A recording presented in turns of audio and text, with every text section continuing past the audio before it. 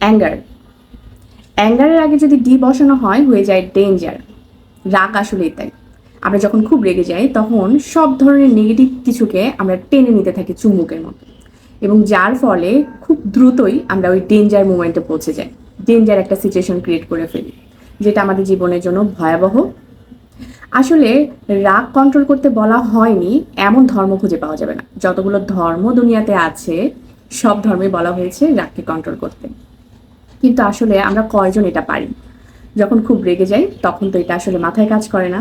কিন্তু দেখেন, বৈজ্ঞানিকভাবে বলা হয়েছে যখন আমরা খুব রেগে যাই তখন আমাদের শরীরের মধ্যে বিভিন্ন রকমের পয়জন ক্রিয়েট হতে থাকে, যেটা আমাদের জীবন নাশের কারণ। এবং এই রাগের কারণে দেখা যায় কত রকমের রোগ হয় যা হিসাব করে বলা যাবে না।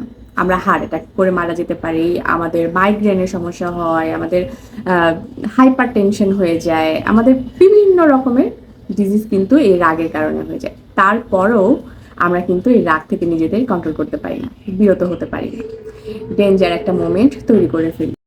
তাহলে যদি অনেক বছর বেঁচে থাকতে চান তাহলে রাগ কন্ট্রোল করুন, যদি সুস্থ থাকতে চান তাহলেও রাগ কন্ট্রোল করুন, এবং যদি ভালো থাকতে চান তাহলেও রাগ কন্ট্রোল করুন। ভালো থাকবেন সবাই, আল্লাহ হাফেজ।